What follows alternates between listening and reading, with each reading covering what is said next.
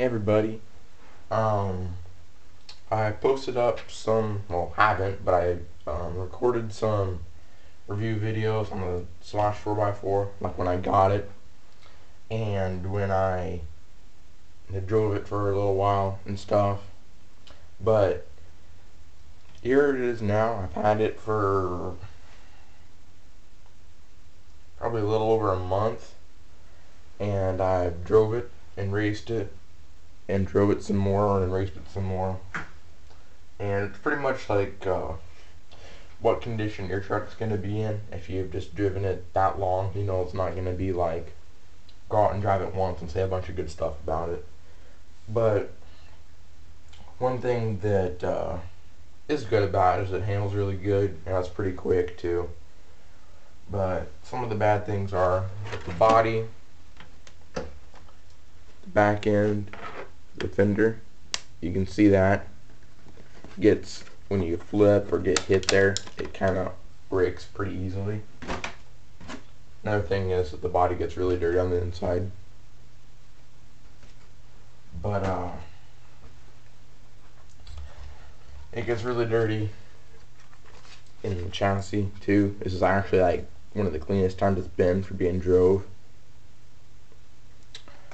But mud and dirt just sits in here, especially like down in these little triangles in there. They just help reinforce the frame. Just dirt and stuff sits in there in mud, and you can't really get it out except blowing out the air compressor or just taking everything off of the chassis and just running it under the water in the sink. It says it's waterproof, which all electronics are, but none of the screws are. So you can go run it under the sink, your kitchen sink or bathtub, whatever, to get it cleaned off.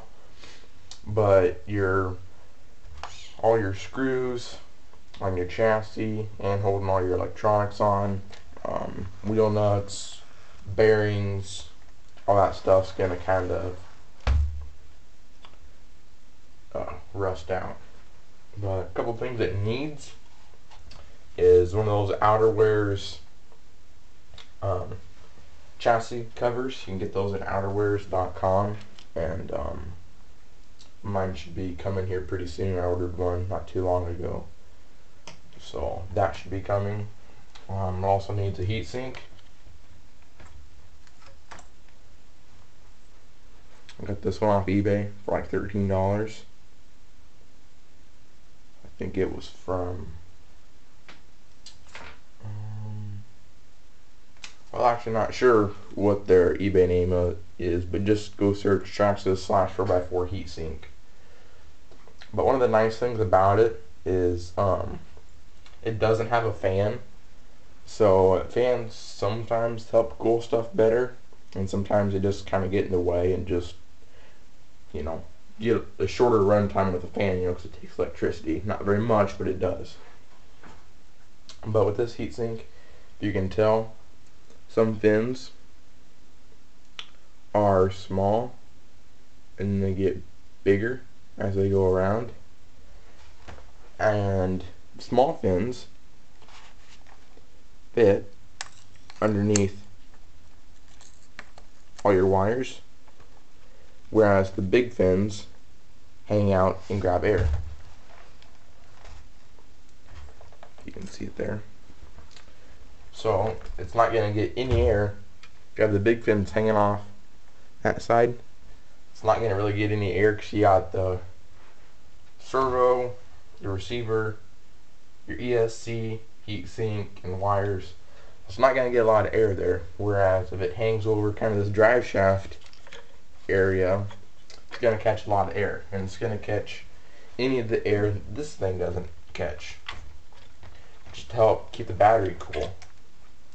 I've run it's 100% stock gearing, and I race it and run it, and everything stays cool.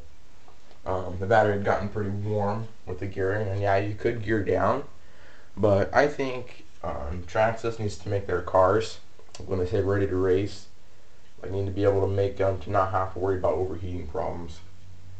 Because, you know, you'd think if somebody had no clue what they were doing in the hobby, they would be able to buy it and run it and have no problems with it. But I suppose you could if your, you know, ambient air temperature didn't really get over 70 degrees and you didn't drive it hard. But like here in the summer, you know, especially out driving on the street or something, and temperatures on the street are 140 degrees, and I have a little temp gauge to show that too.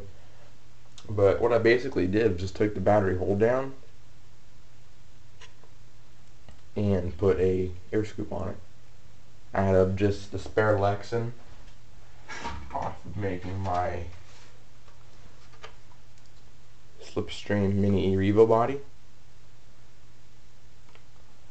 Just took that extra Lexan and just kind of cut it out and glued it together. If you want to buy one of these, I can make you guys some more.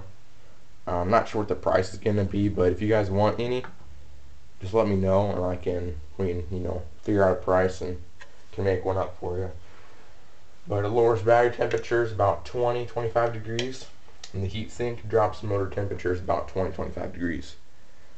So, and it still fits in and holds your battery down just like normally would. It just fits on there, and then you can put your body clip back in.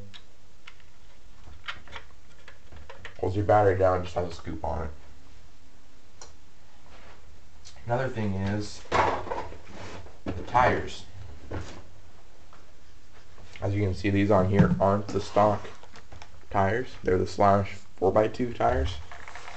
These are the original Slash 4x4 tires. And they wear down really fast on the street.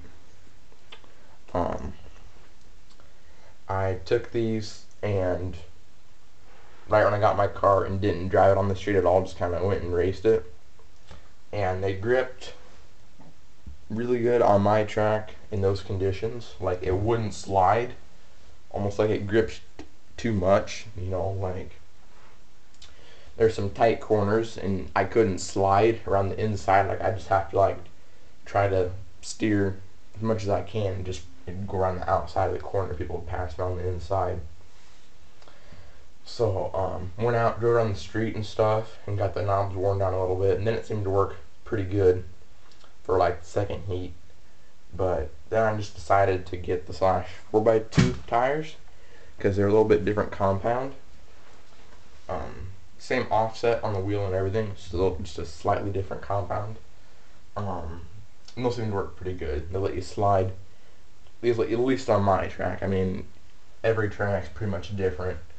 So, wouldn't recommend doing that unless you go drive your car on the track and see what you can, how it handles in that. They don't have a modified Slash 4x4 class yet, so you have to run stock tires, stock battery, stock motor, stock ESC, everything. But hopefully next spring they'll have a modified one, and I'm planning on running Proline calipers because there's a guy that just had some and put them on his rims just for practice and put them on my car, and it worked. They work really good. So didn't think about that, but if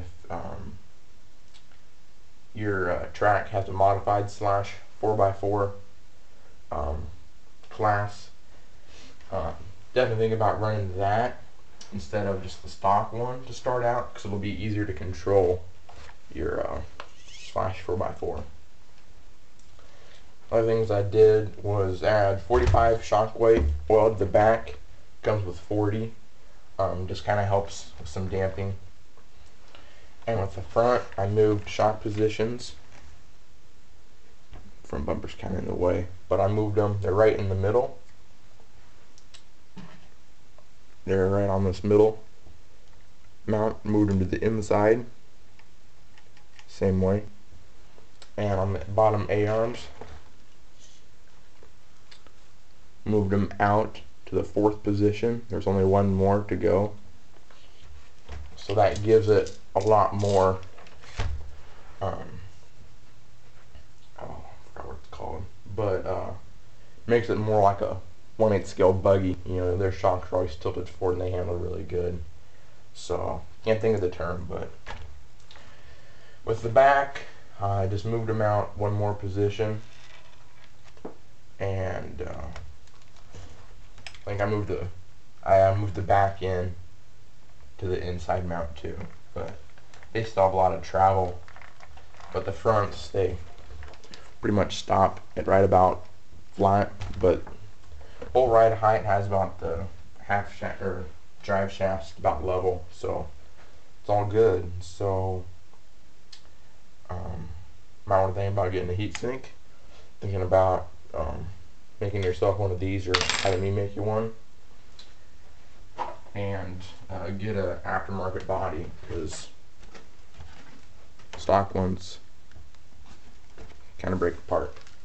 Reason for the duct tape on the inside of the body is to just help from the wheels wearing all the paint off on the inside of the body, because as the wheels come up and they travel, they rub on the body and rub the paint off. So put duct tape on, your body will still look normal. So with that, thanks for watching. If you have any questions, comments, or concerns, just send me a message or comment on one of my videos. Thanks for watching.